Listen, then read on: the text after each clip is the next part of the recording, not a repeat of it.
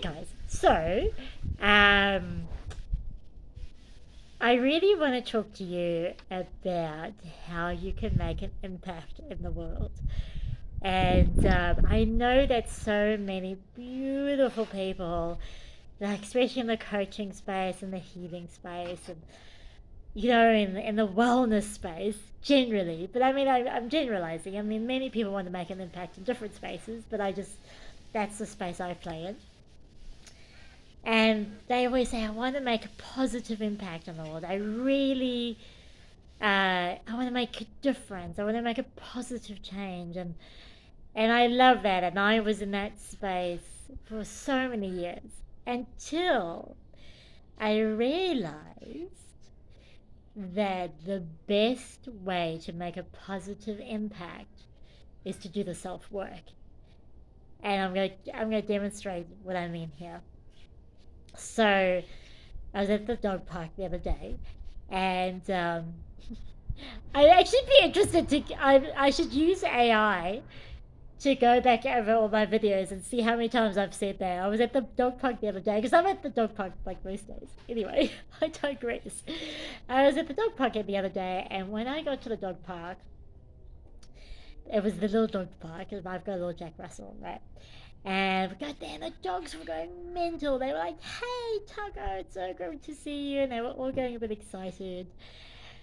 And I was, ushering Tugger in because Tugger was a bit like, "Oh my god, what's happening?" I was sort of like, "Come on, dude, get in there."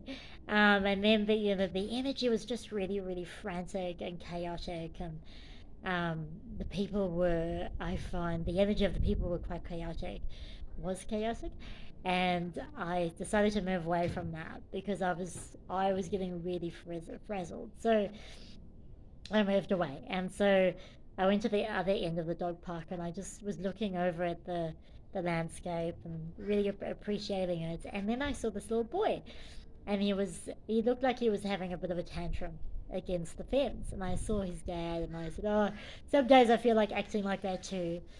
And then when I paid attention to the situation, I realized the little boy had special needs. And I said to the dad, "Oh, does he?" And the dad picked him up, and he was really squirming and squirting. And I said, "Oh, does he have autism?" And he says, "Yes, he has autism, and um, 20% of his brain didn't develop, and so he cannot make, the neurological pathways haven't formed properly, and so he's not getting the messaging, so there's all sorts of other stuff that comes with the autism." And I said, "Wow, that's interesting. I've never heard of that." And he says, "Yeah, so he's non-verbal and he can't really communicate, and like verbally." And the one thing I remember thinking was, the one thing I know is that irrespective of how your brain is developed, we are all vibrational beings. We are all energy. And I could see this kid was really like rallied up. He was as chaotic as the energy was in the park, and the dad was doing his best in the most loving, beautiful way. Was just doing his best to calm his son down. And I remember thinking to myself, the way I can really help the situation is by resonating or vibrating at a vibration of peace. And so what I did is I slowed myself right down, and I just took a breath, and I just slowed everything down, everything. And I continued to talk to the father about the condition, and how he was experiencing it and how his partner was experiencing it. And and the boy was still a little bit niggly, but he slowly started calming down. I said, "Well, do you think he's ready to get back on his bike?" Because they were on his bicycle.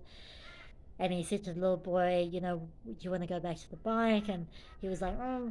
And I said, "Look, well, how about we walk with you? But I said to him, "Look, we'll walk with you with the dogs, but I do have to stay on the side of the fence because I have to keep the dogs inside," I was saying to the little boy. And I could see he was hearing me. He was hearing, but I was saying it in a very loving and calm manner.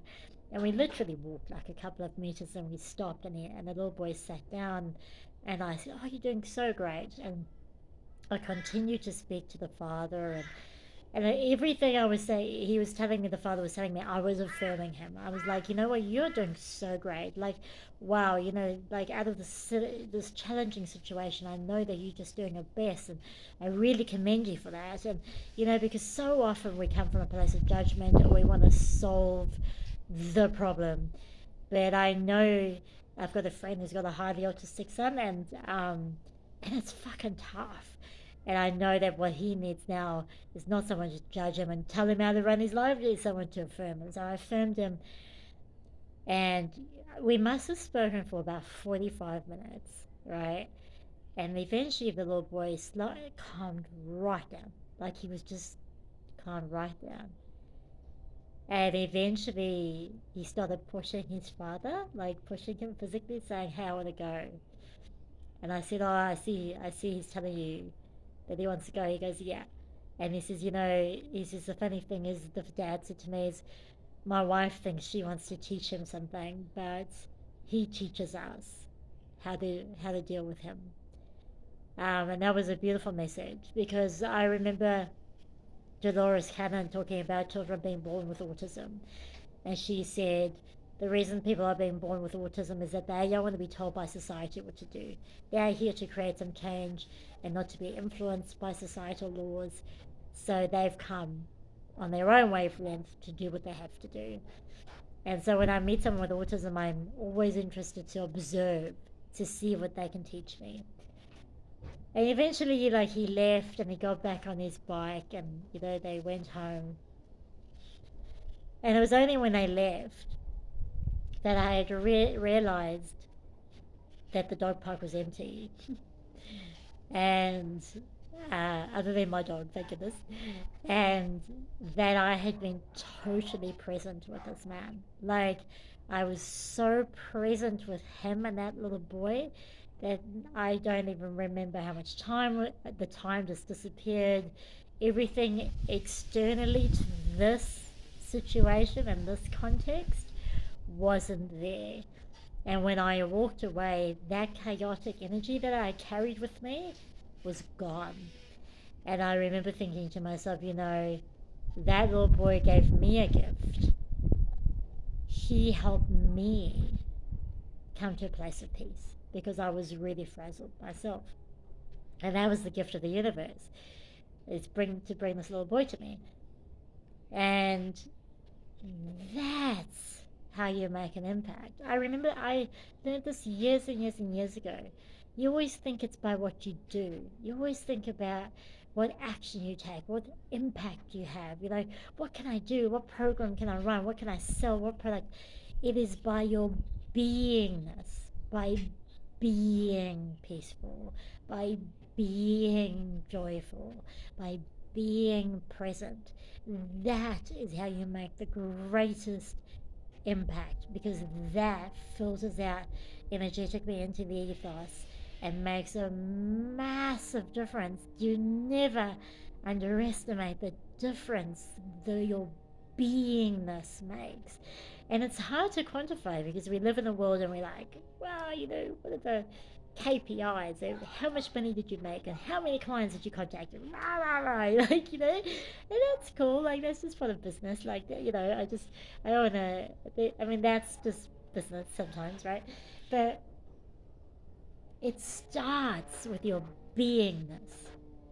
So if you want to make an impact, a positive impact, and you want to influence the world and make it a better place, as we often say, make your inner world a better place and then radiate that out.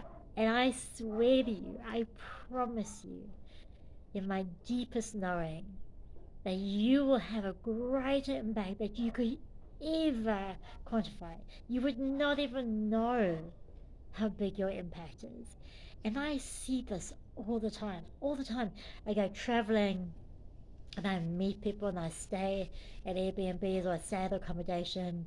And years later, I get texts from these people, messages from these people saying, You know, I loved your smile and I loved your energy, and I still remember how wonderful it was to see you. Years later, years and years later, I get this message, this random message. I'm like, who is this random weirdo? Because you know how much spam we get these days, right?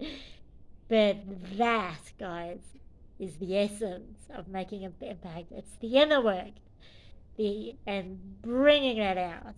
Um, and then still doing the rest of the stuff. Of course, I'm not undervaluing the actions, the programs, all the amazing work you guys do, of course. But make the foundation of all of that your beingness of love and peace and joy. And yes, that's how you make a great impact. So yeah, I wanted to share that with you, and I trust that that is of value to you as always. This is my third video, and I need to go and have a shower because I just came back from the beach. But I do want to do these videos because I love doing them, and I want to smash them out because I want to give you great, great, great, great value. All right, my beautifuls. I'll speak to you really soon. Mwah, mwah, mwah. Ciao.